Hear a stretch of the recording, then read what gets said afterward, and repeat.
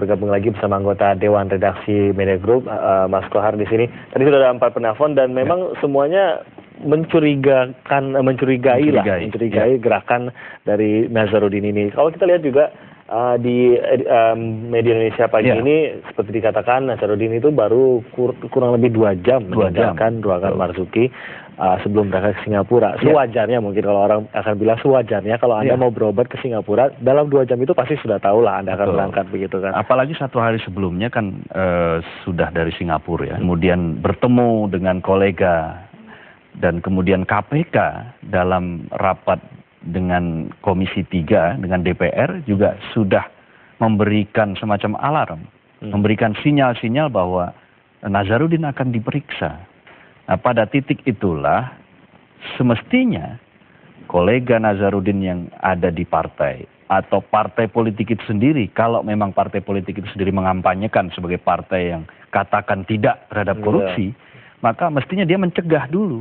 Jadi tidak perlu harus peran negara langsung untuk mencegah Nazarudin, apalagi ini adalah partai milik ya, partai yang notabene merupakan partainya Susilo Bambang Yudhoyono, Presiden Pak SBY. Nah, untuk mengembangkan citra bersihnya itu tidak cukup hanya dengan slogan, tidak cukup dengan kampanye. Kalau kampanye, kalau hanya slogan, katakan tidak terhadap korupsi, katakan tidak terhadap pemberian dan sebagainya dan sebagainya. Kalau hanya itu, maka inilah yang disebut hiperrealitas kemarin itu, bahwa ini adalah realitas semu, realitas yang diciptakan, realitas yang dilebih-lebihkan. Akan menjadi efektif kalau dia dipraktekkan secara langsung dengan melalui hal-hal yang kecil. Misalnya begini, ketika ada kadernya yang diduga tersangkut dengan korupsi, maka yang perlu dilakukan pertama tentu saja mengadili ini, menginvestigasi kader ini. Lalu kemudian ya tanpa harus menunggu negara turun tangan, kalau perlu mencegah seseorang pergi luar negeri, ya cegahlah di situ, di level partai. Tetapi ini tidak, ini malah memberikan izin.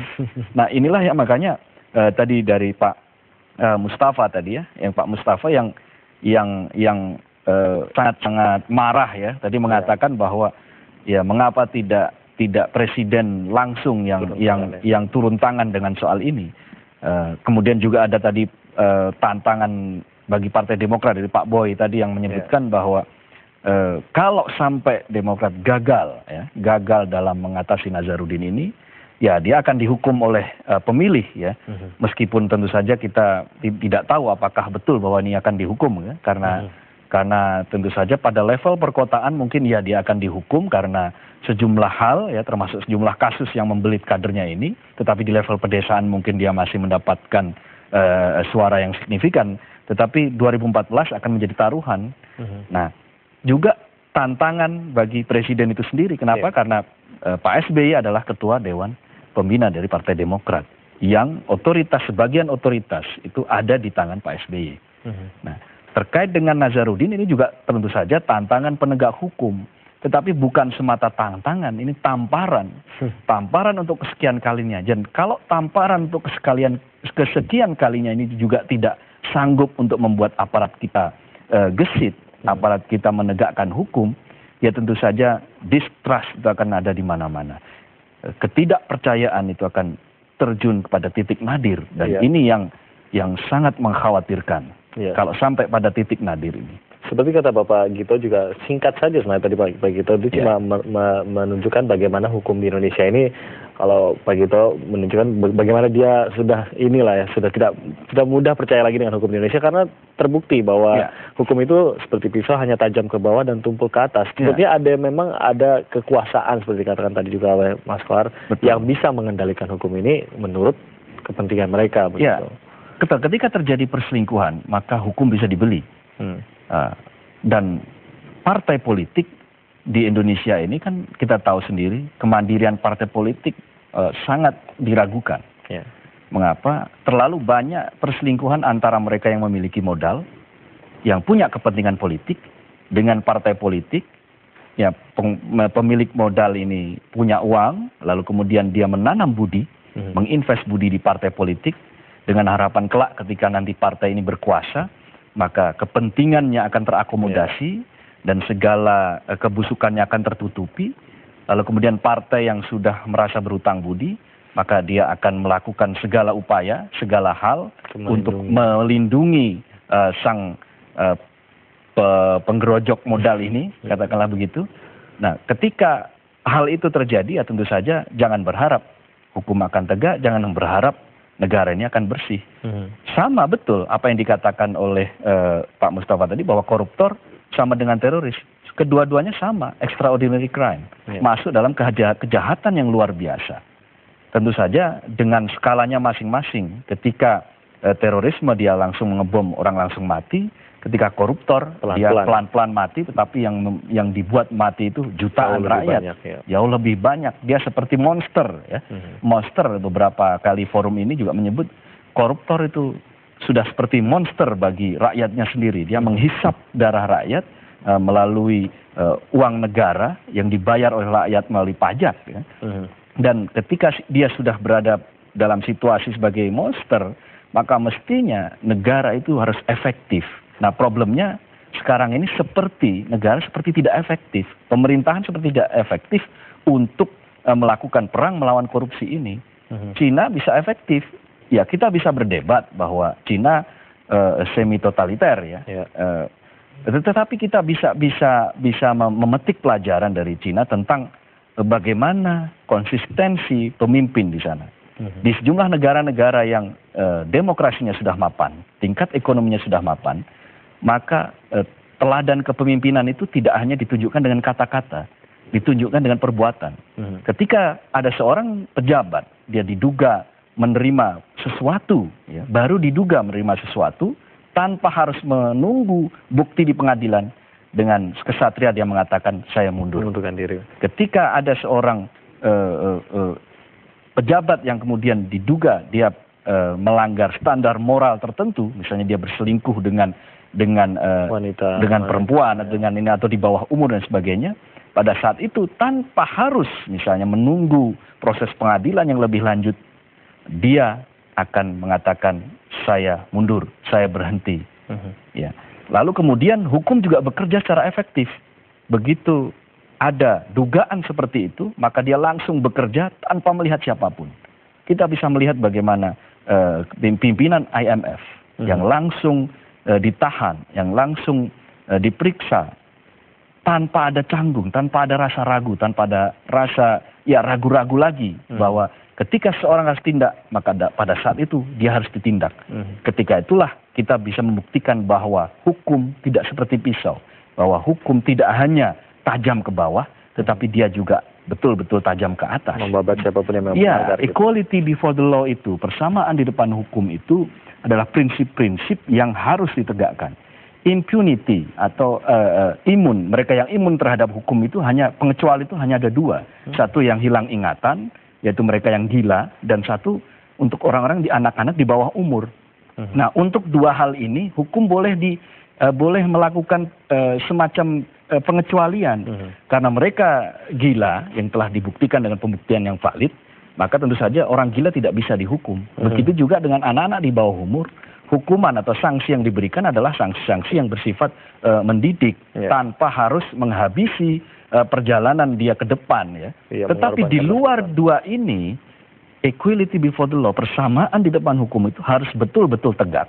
Tidak bisa tidak, siapapun dia, apapun jabatannya, seberapa dekat dia dengan kekuasaan, tentu saja ini harus sama, harus diperlakukan secara sama. Dan ini sama sekali belum terlihat di Indonesia. Iya, betul. Kita sudah menelpon lagi dengan Bapak Sunarto di Jambi. Selamat pagi Pak Sunarto. Selamat pagi Metro. Assalamualaikum. Waalaikumsalam. Silakan Pak. Nazarudin itu tidak kabur, tapi disuruh kabur.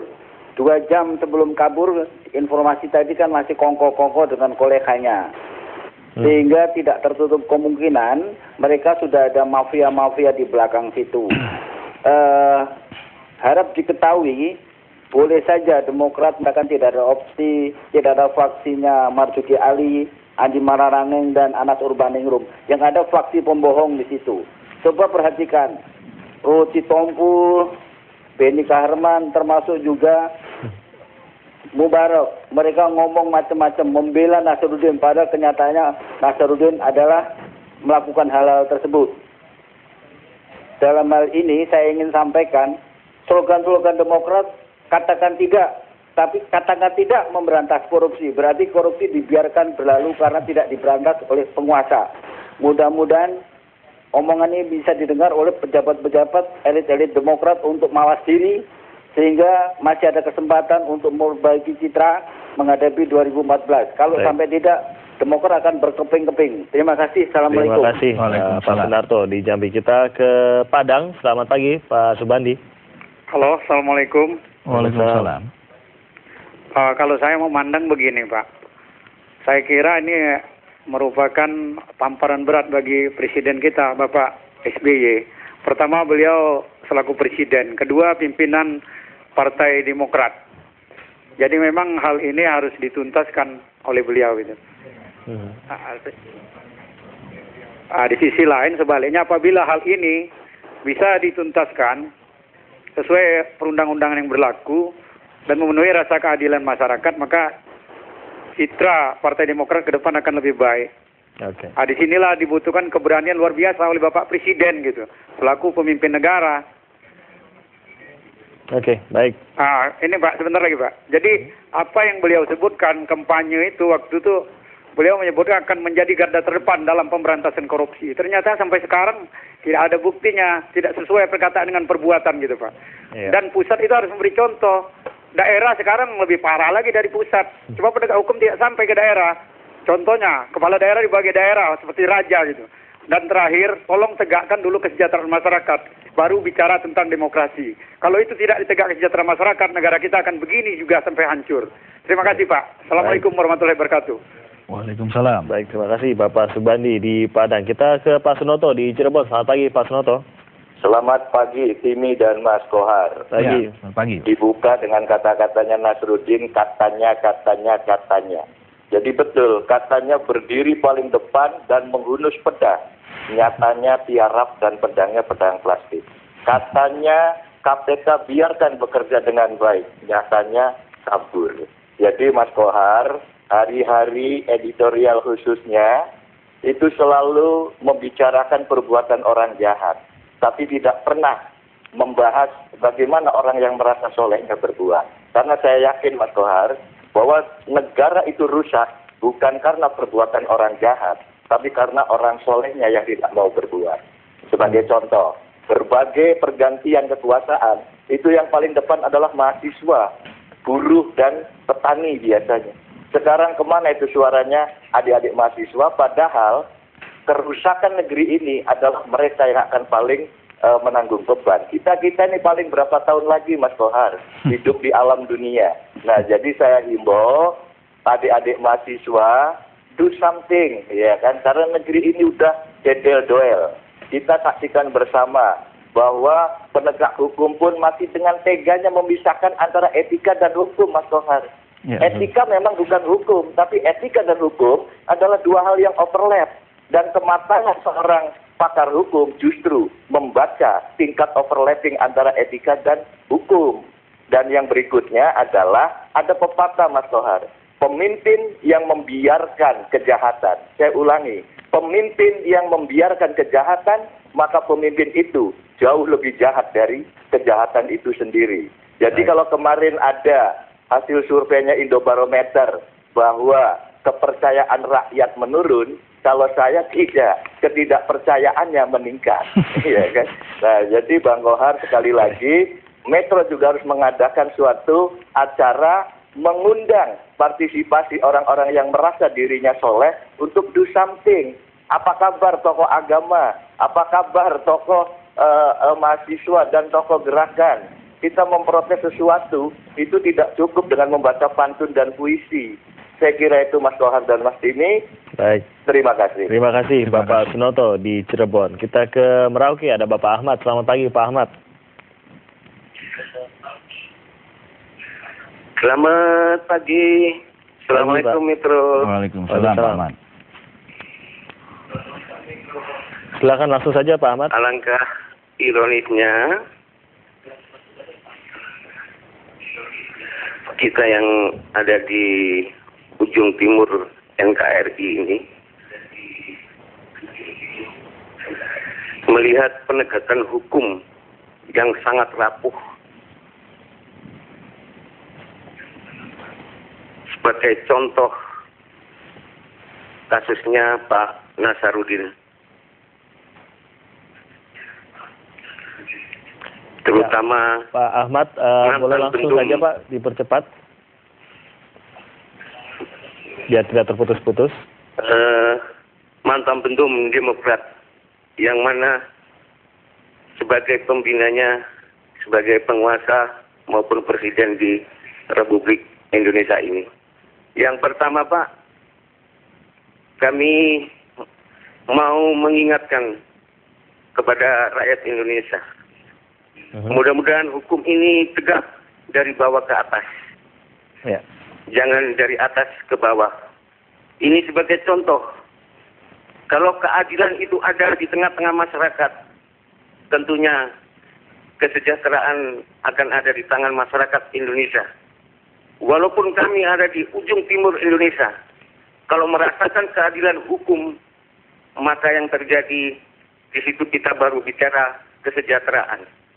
Karena rata-rata kepala-kepala daerah, wali kota yang ada di daerah ini merupakan raja Pak, karena tidak tersentuh oleh hukum.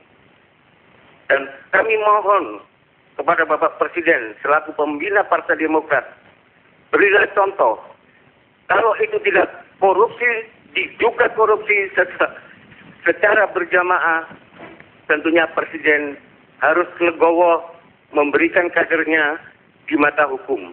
Ya. Terlepas tidak tersangka maupun tidak, itulah tujuan kami yang kami harap Presiden sebagai pembina Partai Demokrat mengatakan di barisan paling depan untuk pemberantasan korupsi. Baik, terima kasih Bapak Ahmad dari Merauke atas komentarnya tadi. Kita akan jeda lagi. Pemirsa, Anda masih bisa menyampaikan komentar Anda melalui SMS di 0811 140 772 dan juga di Twitter @metropagi. Kami akan segera kembali.